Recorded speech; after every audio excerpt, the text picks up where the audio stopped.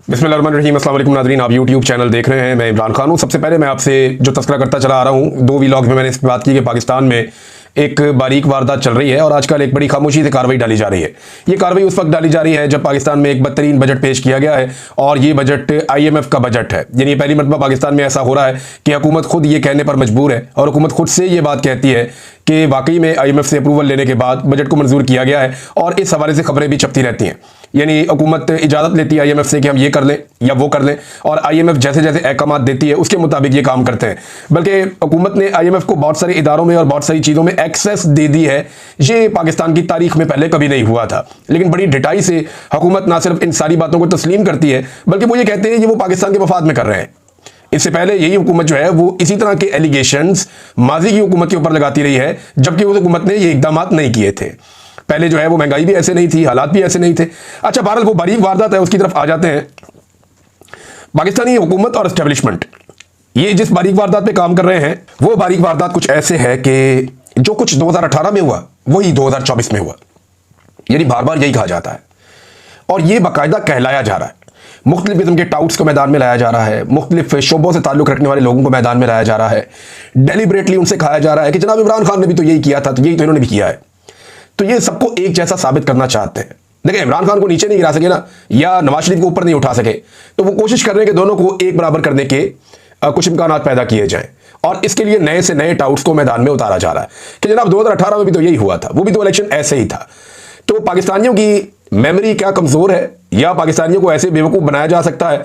मैं कुछ फैक्ट्स आपके सामने रख देता हूं कि 2024 में ऐसा क्या कुछ हुआ जिसका आप 2018 में अंदाजा भी नहीं लगा सकते थे, या 2018 में आप उसके बारे में सोच भी नहीं सकते थे जो कुछ 2024 में हुआ। 2018 का इलेक्शन एक ऐसा इलेक्शन था जैसे इलेक्शन पाकिस्तान में होते हैं। एस्टेब्लिशमेंट 19-20 करती रहती है हर इलेक्शन के अंदर, जहां उनका दाव लगाता है वो थोड़ा बहुत कार्रवाई डाल देते हैं। लेकिन 2024 का पूरा इलेक्शन जैसे डिजाइन किया गया, जैसे लड़वाया गया, जैसे उसके नताइज बनाए गए, ये पाकिस्तान की तारीख में इससे पहले कभी ऐसा इलेक्शन, ऐसा घटिया इलेक्शन हुआ ही नहीं। अब जरा चंद चीजें मैं आपके सामने रखता हूं और ये चंद चीजें मैं कह रहा हूं, ये बहुत सारी भी रख सकता हूं लेकिन रिकॉर्ड की दुरुस्ती के लिए चीजें मैं आपके सामने रख रहा हूं। नंबर 1, 2018 में तमाम सर्वेज में पाकिस्तान तरीके इंसाफ मकबूल तरीन जमात थी, लिहाजा उनकी हुकूमत बन गई। लेकिन 2024 के इलेक्शन में तमाम सर्वेज में पाकिस्तान तरीके इंसाफ मकबूल तरीन जमात थी, लेकिन उन्हें हुकूमत नहीं बनाने दी गई। नंबर 2, 2018 में कोई MNA अगवा नहीं हुआ था, ना कोई MPA अगवा हुआ था। यानी जो इलेक्शन लड़ रहे हैं MNA MPA ये अगवा नहीं हुए थे, लेकिन 2024 में ऐसा हुआ। 2018 में कागजात नामजदगी जो जमा करवाने के लिए MPA या MNA जा रहे थे, उनसे कागजात नामजदगी नहीं छीने गए थे। 2024 में ऐसा हुआ। 2018 में जो तायीद कुनिंदा और तजवीज़ कुनिंदगान है उन्हें अगवा या लापता नहीं किया गया था, लेकिन 2024 में ऐसा किया गया। 2018 में किसी सियासी जमात का निशान नहीं छीना गया था, लेकिन 2024 में सबसे बड़ी सियासी जमात का और सबसे मकबूल सियासी जमात का इंतखाबी निशान छीना गया। 2018 में किसी भी सियासी जमात के 10,000 बंदे जेलों में बंद नहीं किए गए थे। चंद लोग बंद होते हैं जेलों में, वो हर पॉलिटिकल पार्टी के हो जाते हैं। हाँ, नवाज शरीफ और मरियम नवाज खुद बाहर से आकर उन्होंने कुर्बानी दी थी, जनाब हम जेल जा रहे हैं, इससे उन्हें पॉलिटिकल फायदा भी हुआ था। लेकिन एक पॉलिटिकल पार्टी को 10,000 बंदे जेलों में डाल दिए जाएं, ये 2024 में ही हुआ है। कागजात नामजदगी मुस्तरद नहीं किए गए 2018 में उम्मीदवारों के बड़े पैमाने पर, लेकिन यहां बड़े पैमाने पर उम्मीदवारों के कागजात नामजदगी मुस्तरद किए गए 2024 में। ब्यूरोक्रेसी को आरोज नहीं लगाया गया 2018 में, यह काम जजेस ने किया, लेकिन 2024 में ब्यूरोक्रेट्स को आरोज लगाया गया और उनसे धांधली करवाई गई। 2018 में चादर और चार दीवारी इनके ऊपर हमले नहीं हुए, लेकिन 2024 में 1 लाख के करीब छापे पड़े हैं और चादर और चार दीवारी के ऊपर हमले हुए हैं। 2018 में जबरी गुमशुदगियां नहीं हुई, अगवा बराए बयान नहीं करवाए गए। अगवा बराए बयान का मतलब यह है कि बंदा उठाया, उसे गायब कर दिया, थोड़े अरसे के बाद वो बंदा सामने आया तो उसने कहा जनाब इमरान खान अच्छा आदमी नहीं है, इमरान खान बहुत बुरा आदमी है, तो जनाब मेरी जान छोड़ दे, मेरा PTI से कोई ताल्लुक नहीं है। ये अगवा बराए बयान पाकिस्तान की एजेंसियों ने बंदे उठा उठा कर करवाए। ये 2024 में हुआ, 2023 में हुआ, ये 2018 में नहीं हुआ। 2018 में जो पार्टी ज़ेरे अताब थी, यानी उस वक्त PMLN के बारे में लोग कहते थे ना कि ज़ेरे अताब है, इनके लीडर को बिल्कुल गायब नहीं किया गया, ना ही उसकी आवाज़ बंद की गई। यानी नवाज शरीफ के इश्तिहार भी चलते थे, पोस्टर भी चलते थे, तकारीर भी चलती थी, TV पे उनका नाम भी लिया जाता था, ये सारा कुछ था, मीडिया में कोई उनके ऊपर बंदिश नहीं थी। बल्कि यहां तक था कि इनकी पार्टी खुलकर कंपेन करती थी, हर जगह जलसे जुलूस करते फिरते थे। शहबाज शरीफ साहब हर जगह पे पूरी कंपेन चला रहे थे, बाकी लोग भी चला रहे थे। लेकिन 2024 में इमरान खान की तस्वीर और इमरान खान साहब की आवाज वो बिल्कुल नापैद थी, दिखाई भी नहीं दे रहा, सुनाई भी नहीं दे रहा, और पाबंदी है मीडिया के ऊपर भी कि उसका नाम भी नहीं ले सकते। फिर भी इन्होंने इलेक्शन लड़ा है। 2018 के इलेक्शन से एक हफ्ता कबल दिन रात अदालतें लगाकर जेल के अंदर किसी लीडर को 35 साल तक की सजाएं नहीं सुनाई गई, लेकिन 2024 में यह भी किया गया। 2018 में इद्दत जैसे और साइफर जैसे घटिया केसेस नहीं बनाए गए, लेकिन 2024 में यह भी किया गया। टीवी और मीडिया में नाम लेने पर किसी पे पाबंदी नहीं थी, लेकिन 2024 में यह भी थी। 2018 के इलेक्शन में इंटरनेट की बंदिश नहीं की गई, लेकिन 2024 के इलेक्शन में इंटरनेट की बंदिश भी की गई। 2018 के इलेक्शन में आधी रात को आरओज नहीं बदले गए, 2024 के इलेक्शन में आधी रात को आरओज भी बदले गए। 2018 के इलेक्शन में रिजल्ट रोककर सबको इकट्ठा करके 17 सीटों वालों को जाली फॉर्म 47 ऑफर नहीं किए गए, लेकिन 2024 के इलेक्शन में जाली फॉर्म 47 ऑफर किए गए उस वक्त जब पाकिस्तान तहरीक इंसाफ 180 नशिस्तों पर वाज़ेह बर्तरी के साथ जीत रही थी। हालांकि इनके पास अपना इंतखाबी निशान भी नहीं था। तो तब नताइज को रोका गया, सबको बुलाया गया, बिठाया गया, डराया गया और ने कहा या जनाब आपको जाली फॉर्म 47 दे सकते हैं। इन्होंने कहा जी दे, और फिर जाली फॉर्म 47 का सौदा हो गया। पाकिस्तान के हर इलेक्शन में एस्टेब्लिशमेंट 19-20 करती है, लेकिन ये जो इलेक्शन है ऐसा पिछले 50 साल में कोई इतना गंद नहीं मारा गया किसी इलेक्शन में जितना गंद इस इलेक्शन में मारा गया। 2018 के इलेक्शन में जो नतीजा आ गया वो आ गया, लेकिन 2024 के इलेक्शन के बाद भी कई दिन तक नताइज बदले जाते रहे। जो सीटें पाकिस्तान तहरीक इंसाफ के आजाद उम्मीदवार जीते हुए थे वो बाद में रिकाउंटिंग कर करके पीएमएलएन को दी जाती रही, और ऐसा कई जगह पे किया गया। ये 2024 में हुआ है। 2018 के इलेक्शन के बाद कवानीन तब्दील नहीं किए गए, ट्रिब्यूनल तब्दील नहीं किए गए, लेकिन 2024 में धांधली को छुपाने के लिए ये सब कुछ किया गया। रिटायर्ड जजों को लगा दिया गया जनाब ये ट्रिब्यूनल है और ये सुनेंगे धांधली के मामला। तो ये सब कुछ किया गया 2024 के इलेक्शन में। हत्ता कि आइन भी तब्दील कर दिया गया 2024 के इलेक्शन को बचाने के लिए। अदलिया का स्ट्रक्चर भी तबाह कर दिया गया। और एक बड़ी इंपॉर्टेंट चीज कि लेवल प्लेइंग फील्ड थी 2018 में, यानी नवाज शरीफ और मरियम नवाज जेल में थे, इसका फायदा तो पीएमएलएन को हो रहा था, और अगर वो जेल में ना भी होते तो भी पीएमएलएन को बहुत बड़ा फायदा नहीं होना था, वो एक बराबर था, क्योंकि कंपेन तो ऑलमोस्ट इन्होंने अपनी पूरी की थी। लेकिन दूसरी जानिब लेवल प्लेइंग फील्ड मौजूद नहीं थी 2024 में। 2024 में पाकिस्तान तहरीक इंसाफ का झंडा नहीं उठाया जा सकता था, नारा बुलंद नहीं किया जा सकता था, तहरीक इंसाफ का दफ्तर नहीं खोला जा सकता था, तहरीक इंसाफ का कैंप नहीं लगाया जा सकता था, तहरीक इंसाफ इमरान खान का पोस्टर नहीं लगाया जा सकता था। इतनी बर्बरियत के बावजूद 2024 के इलेक्शन में अवाम ने पाकिस्तान तहरीक इंसाफ को कामयाब बनाया था। अब बहुत सारे टाउट्स ये कोशिश कर रहे हैं कि किसी तरह से ये साबित करें कि 2018 और 2024 एक जैसा था। ये जमीन और आसमान का फर्क है, ये एक जैसा नहीं हो सकता। मैं मानता हूं पाकिस्तान की एस्टेब्लिशमेंट ने हमेशा घटिया काम किया है। मैं मानता हूं पाकिस्तान की एस्टेब्लिशमेंट ने हमेशा आवाम का मैंडेट चोरी करने की कोशिश की है। मैं मानता हूं पाकिस्तान की एस्टेब्लिशमेंट ने हर इलेक्शन के अंदर अपना घटिया और गंदा किरदार अदा किया है। लेकिन 2024 में जो उन्होंने किया उसका मुकाबला उनके माजी के रिकॉर्ड के साथ आप नहीं लगा सकते। हां, सिर्फ एक इलेक्शन है जिसमें बांग्लादेश टूटकर उसके बाद 2 टुकड़े हो गया था, जब याह्या खान ने इलेक्शन नहीं माना, जब नताइज को तस्लीम नहीं किया जुल्फिकार अली भुट्टो ने, तो उस वक्त पाकिस्तान 2 लख्त हो गया था, 2 टुकड़े हो गया था पाकिस्तान। लेकिन ये 50 साल पुरानी, उससे भी पहले की 55 साल पुरानी बात है। हकीकत यह है कि एस्टेब्लिशमेंट बहुत बुरी है, लेकिन इतना डरावना किरदार एस्टेब्लिशमेंट ने पहले कभी अदा नहीं किया जो 2024 में किया। तो इन 2 चीजों को मिलाने वाले लोग बारीक वारदात डाल रहे हैं, मैंने आपके सामने रख दिया। एक और 2 चीजें मिलाई जाती हैं। ये कहा जाता है कि जी नवाज शरीफ ने भी तो जेल काटी है, जरदारी ने भी तो जेल काटी है, तो इमरान खान भी तो जेल काट रहा है। तो इमरान खान की जेल में जनाब उनकी मुलाकात भी हो जाती है। इमरान खान को जेल में ये भी मिला हुआ है, वो भी मिला हुआ है। वो भाई कख नहीं मिला हुआ। जेल के अंदर इमरान खान साहब को जो सहूलतें हैं ना, वो उन सहूलतों का 10% भी नहीं है जो जरदारी और नवाज शरीफ को मिली हुई थी। इमरान खान जिस सेल के अंदर बंद है ना, नवाज शरीफ और जरदारी ने शायद अपनी जिंदगी में एक दिन भी ऐसे सेल के अंदर नहीं गुजारा हुआ। छोटे से सेल के अंदर 6x8 के सेल में इमरान खान साहब बंद है, उसके अंदर ही उनकी पूरी जिंदगी है। लग्जरी उनकी ये है कि उन्हें सिर्फ किताब मिल जाती है पढ़ने के लिए, जबकि जरदारी और नवाज शरीफ का किताब के साथ दूर दूर का कोई ताल्लुक ही नहीं है। उन्हें तो और बहुत कुछ चाहिए होता है जो सारा कुछ उन्हें मिल जाता था। यानी नवाज शरीफ साहब के लिए एसी तक लगा हुआ था जेल में, और जेल से मुलेका जो स्वीट्स होते हैं जिनके अंदर एक क्लास होती है जो मिलती है लीडर्स को, वो इन दोनों को मिलती थी। और इन दोनों का रिकॉर्ड है कि चंद महीनों से ज्यादा ये कभी भी जेल नहीं काट सके। ये हमेशा बीमार हो जाते थे और मेडिकल ग्राउंड्स के ऊपर ये अस्पतालों में और बेहतर जगहों पे शिफ्ट हो जाते थे। ये इन खानदानों का और इनकी जमातों का रिकॉर्ड है। इमरान खान पाकिस्तान का वो वाहिद लीडर बनता चला जा रहा है जो जेल के अंदर ही पड़ा हुआ है और एक दिन भी अस्पताल दाखिल नहीं हुआ। एक दिन भी बीमारी का बहाना नहीं बनाया। तो ये भी फर्क जमीन और आसमान का है। इन दोनों चीजों को इकट्ठा करके कुछ लोग कार्रवाई डालते हैं, कुछ लोग गेम डालने की कोशिश करते हैं और साबित करना चाहते हैं कि इमरान खान और ये बाकी लोग एक जैसे हैं। एक और चीज के ऊपर कार्रवाई हो रही है। पाकिस्तान का वो मीडिया जो इमरान खान का नाम नहीं चला सकता, वो मीडिया जो नेतन्याहू और मोदी की तस्वीर तो दिखा सकता है, इमरान खान की तस्वीर नहीं दिखा सकता। पाकिस्तान का वो मीडिया जो पाकिस्तान के दुश्मनों को तो सुनवा सकता है, उनके बयान सामने ला सकता है, लेकिन इमरान खान का बयान सामने नहीं ला सकता। उस मीडिया के लोग जब ये आपसे बार बार डिमांड करें कि इमरान खान ने अभी तक ट्वीट क्यों नहीं किया इसराइल के बारे में, तो फिर आप समझें कि ये मुनाफकत हो रही है। चले फर्ज करें इमरान खान ने अभी ट्वीट नहीं किया, या हो सकता है एक दो दिन में उनकी फिर मुलाकात है, वो फिर दोबारा कोई ट्वीट कर दें, उनका स्टेटमेंट कोई ईरान के बारे में भी बाहर आ जाए, हो सकता है आ जाए, हो सकता है ना आए। लेकिन मामला यह है कि जो माजी के इमरान खान साहब के जितने बयानात हैं जो उन्होंने इसराइल के खिलाफ दिए हैं, या वो बयानात इमरान खान साहब के जो उन्होंने फलस्तीनियों के हक में दिए हैं, वो तमाम बयानात क्या पाकिस्तान का मीडिया आज दिखा रहा है?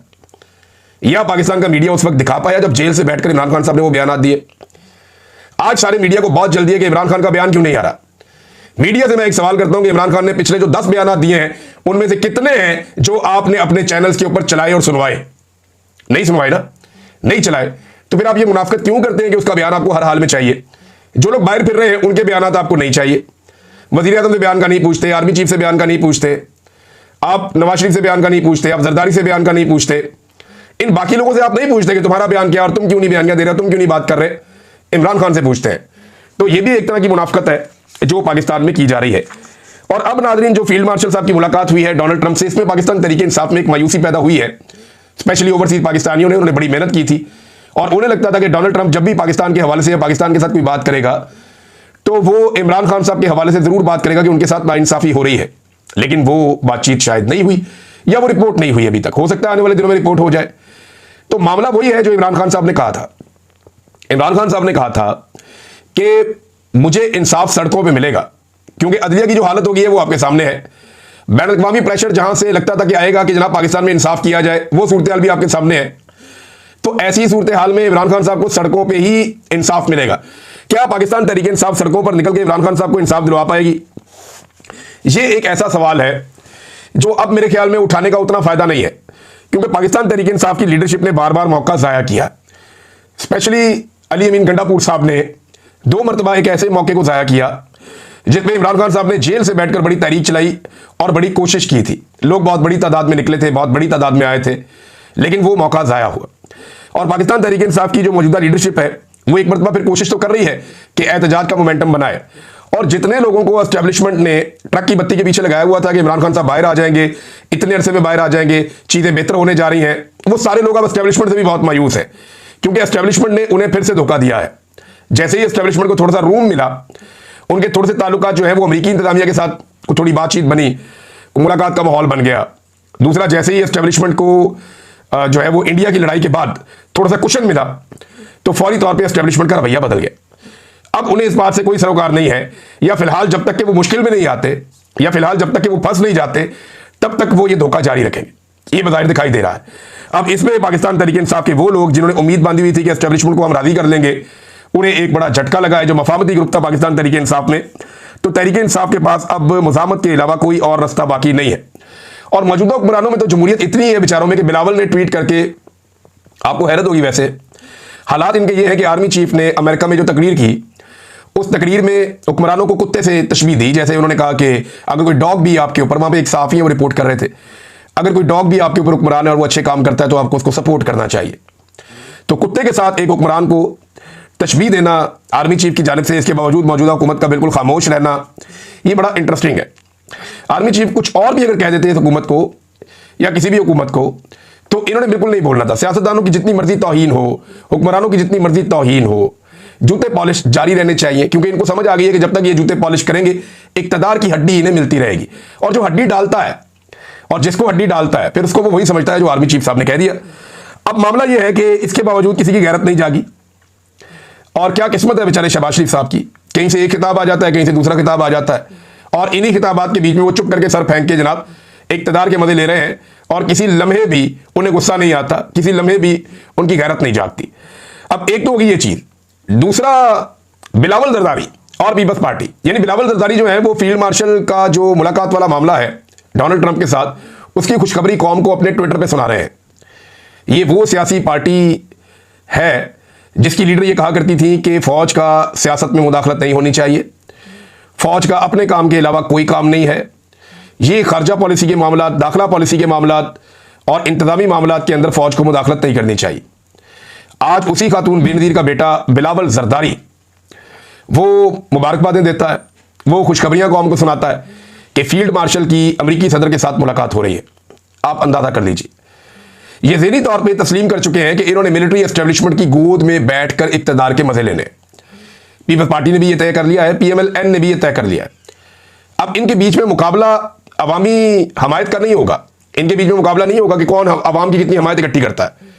इनके बीच में मुकाबला हमेशा ये रहेगा कि कौन कितने अच्छे जूते पॉलिश करता है। जो जितने अच्छे जूते पॉलिश करेगा उसके वफाकी हुकूमत बनाने के इम्कानात बढ़ जाएंगे और सूबाई हुकूमतें इनको साथ मिल जाया करेंगी, जो इनके दिमागों में फार्मूला चल रहा है। जब तक कि अवाम नहीं जागती तब तक तो ये चीज़ें होती रहेंगी। अब अपोजिशन ने तकरीर करनी थी पंजाब असम्बली में, वहां पे जो फ्रंट वाले 4 माइक हैं जो अपोजिशन लीडर के, वो चारों तोड़ दिए किसी ने, और जो पीछे वाले हैं वो बंद कर दिए। अंदाजा करें आप, इनके अपने अंदर इतनी बड़ी डिक्टेटरशिप मौजूद है। जो डिक्टेटर की फिर जरूरत क्या है? ये पॉलिटिकल पार्टीज डिक्टेटर्स की तारीफें करते करते खुद डिक्टेटर बन गई हैं। नाज़रीन, ईरान के हवाले से और इजराइल के हवाले से कुछ खबरें हैं। उनमें ईरान ने इजराइल पे बहुत बड़ा मिसाइल हमला किया है, वसी पैमाने पर तबाही फैलाई है। हमलों में 50 से ज़ायद इसराइली शहरी जख्मी हुए हैं, और जो ताज़ा हमला किया है उसमें दर्जनों ड्रोन्स और जदीद सेजल मिसाइल वो ईरान की जानिब से दागे गए हैं। इससे पहले इस मिसाइल का गालिबन इस्तेमाल नहीं किया गया था, ये नए मिसाइल फेंके गए हैं और बहुत सारी अब वीडियोज भी सामने आ रही हैं। इसके अलावा ईरानी हमलों में जो खुफिया जगहों पे छुपे हुए हैं या जो बंकर्स के अंदर छुपे हुए हैं इसराइली शहरी, उनके अंदर काफ़ी खौफ फैल गया है। इस हवाले से चीज़ें रिपोर्ट हो रही हैं, जबकि इसराइली वज़ीर दिफा ने एक धमकी दी है ताज़ा, और उन्होंने ये कहा कि जो अस्पताल पर हमला हुआ उसके बाद आयतुल्लाह खामनेई को कत्ल करने का हमारे पास जवाब मौजूद है और अब आयतुल्लाह खामनेई के ऊपर हमला किया जा सकता है। अच्छा, इसके ऊपर जो है वो दूसरी जानिब से भी, ईरान की जानिब से और उसके हमायतियों की जानिब से कहा गया है कि अगर आयतुल्लाह खामनेई के खिलाफ कोई इस किस्म का इकदाम किया गया या इस किस्म का कोई इकदाम बड़ा उठाया गया या उन्हें कत्ल करने की कोशिश की गई या कत्ल किया गया, तो इस सूरत में नताइज बड़े सख्त होंगे और हालात बड़े खौफनाक हो जाएंगे। पेशरफ्त इसमें नाज़रीन अब ये हो रही है इस वक्त कि ईरान ने मुज़ाकरात पे आमादगी जाहिर कर दी है। जो मुज़ाकरात ख़त्म हो गए थे एटमी मामलात के ऊपर, और जनेवा में अहम मुलाकात शेड्यूल हो गई है। ईरान के साथ मुज़ाकरात का रास्ता कुछ हद तक खुल गया है, और अगर अब ये मुलाकात होती है और बर्फ पिघलना शुरू होती है तो उम्मीद की जा सकती है कि जंगबंदी हो जाए। ईरान ये चाहता है कि जंगबंदी हो जाए और जंग मजीद ना बढ़े, क्योंकि ईरान ने भी इसराइल का नुकसान कर दिया है, जबकि इसराइल ने इब्तदाई हमलों में ईरान का बहुत बड़ा नुकसान किया है। उसकी फौजी क़यादत और साइंटिस्ट जो हैं उन्हें शहीद कर दिया है, और दूसरी जानिब उसकी जो एटमी साइट्स हैं उनको नुकसान पहुंचाया है। और ईरान अब ये दावा भी कर रहा है कि हम तो एटम बम बना ही नहीं रहे थे, हमारा तो इस बारे में कोई इरादा ही नहीं था। 2003 में आयतुल्लाह खामनेई ने मना कर दिया था कि ईरान एटमी कुव्वत नहीं बनेगा, तो फिर हमने एटम बम नहीं बनाना था। अब ईरान ये मौक़िफ़ भी सामने लेकर आ रहा है, और इस मौक़िफ़ के साथ साथ वो बातचीत के दरवाजे भी खोल रहा है। दूसरी जानिब में डोनाल्ड ट्रंप ने बाकायदा, अमरीकी अखबार ये रिपोर्ट कर चुके हैं कि डोनाल्ड ट्रंप ने हमले का हुक्म दे दिया है, लेकिन हतमी हुक्म देने तक हमला शुरू नहीं किया जाएगा। ईरान ने यह भी कहा है कि जंगबंदी के लिए अमेरिका से हम मुज़ाकरात पर आमादा हैं, यानी हम अमेरिका के साथ मुज़ाकरात कर सकते हैं जंगबंदी के लिए। ताहम ईरानी सुप्रीम लीडर आयतुल्लाह खामनेई ने अवामी सतह पर अमेरिका से मुज़ाकरात की मुखालफत की है, यानी वो ये कह रहे हैं कि हम अमेरिका से मुज़ाकरात नहीं करेंगे। लेकिन टाइम्स ऑफ इसराइल के मुताबिक न्यूयॉर्क टाइम की एक रिपोर्ट में बताया गया कि ईरानी वज़ारत ख़ारजा के एक सीनियर ओहदेदार ने कहा है कि ईरान अमेरिका के साथ मुज़ाकरात पर आमादा है। देखिए, बातचीत तो आपको करनी पड़ती है, चाहे आप जंग के बाद कर लें, जंग से पहले कर लें, बातचीत ही मसले का हल होती है। रूसी सदर का स्टेटमेंट भी आया और उन्होंने कहा जी, ईरान इसराइल जंग को ख़त्म कराने में मैं सालिस का किरदार अदा करने के लिए तैयार हूँ और सालिस का किरदार अदा कर सकता हूँ। रूस एक ऐसा मुल्क है जो इसराइल और ईरान दोनों के साथ राब्ते में है, और ये मुल्क ये रोल प्ले कर सकता है कि जंगबंदी करवा दे। देखिए, बहुत सारे ममालिक ऐसे हैं जो दोनों ममालिक के साथ राब्ते में, उनमें रूस सर फहरिस्त है। अमेरिका का राब्ता इसराइल के साथ है और ईरान के साथ एक थोड़ी बदएतमादी है, लेकिन रशिया दोनों ममालिक के साथ ताल्लुक भी रखता है और वो जंगबंदी भी करवा सकता है। तो यहाँ पे अमन को एक मौका दिया जा सकता है। अगर आलमी कुव्वतें इस वक्त चाहे तो फौरी तौर पर खित्ते में अमन हो सकता है, लेकिन अगर अभी अमन नहीं होता और ये रिजीम चेंज की तरफ जाते हैं ईरान में, या एक बड़ी जंग की तरफ जाते हैं, तो फिर सूरत एस्केलेट हो जाएगी। मामला कहां तक जाएंगे हम इसकी अभी पेशन गोई नहीं कर सकते। हम इस सूरत पे नजर रखेंगे, आपके साथ शेयर करते रहेंगे। नाज़रीन, तब तक के लिए इतना ही। अपना ख्याल रखिएगा, अपने चैनल का भी। अल्लाह हाफ़िज़।